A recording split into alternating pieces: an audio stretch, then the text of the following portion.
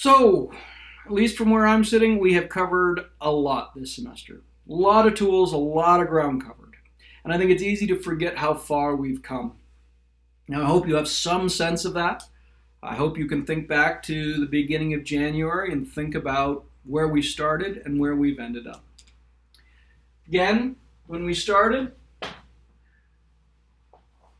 question was, how did this class get you whatever you wanted out of life, or more of what you wanted?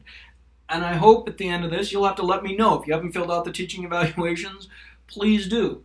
But basically, my hope is that this class has helped you get some of what you want out of life, or moved you further down to the right-hand side of the board. Obviously, if you think that there are ways I could do that more effectively, please do let me know. That's my goal, and that's what I care about.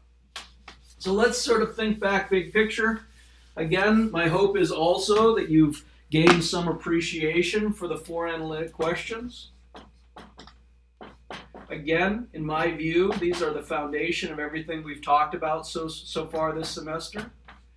I think it's been easier this semester, despite all of our difficulties, but to answer the why do I care question. That you have some idea why this stuff matters, that understanding social coordination, remember, that's our big goal.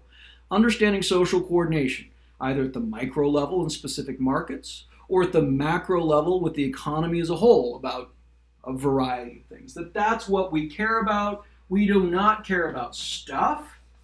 We care about value.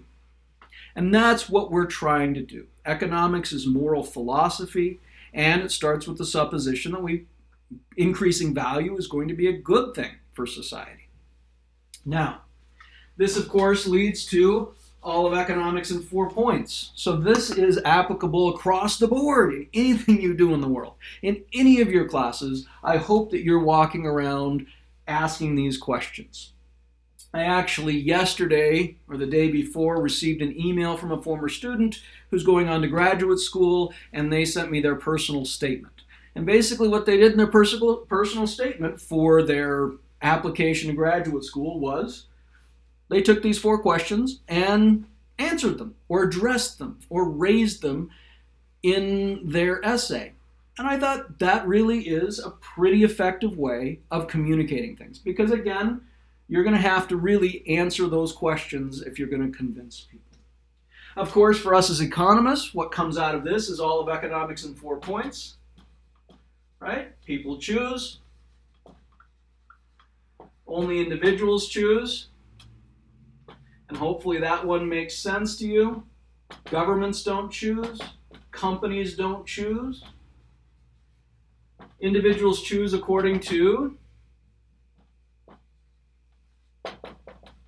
their expected marginal benefit and expected marginal cost. Of course, this means that we've also talked about margins. That's important. And 4, rules matter.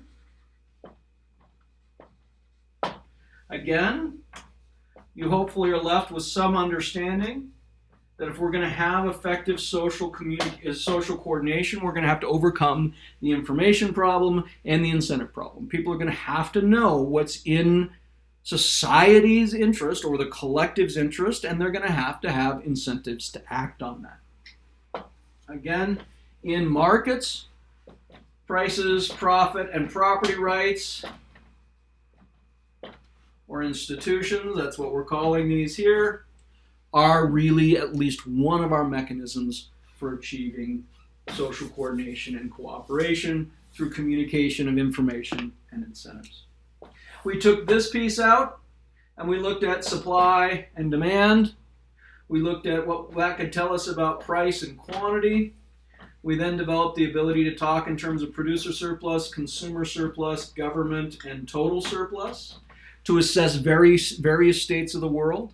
Now this here is relevant for specific markets, not for the economy as a whole. But again, that drops out of point number 3. Now, if you think about this, where would I anchor all of this? Big picture, I would anchor this in our big picture framework. Institutions determine people's incentives to invest in and use effectively the factors of production, which yields output or social coordination and cooperation, assuming we have good rules.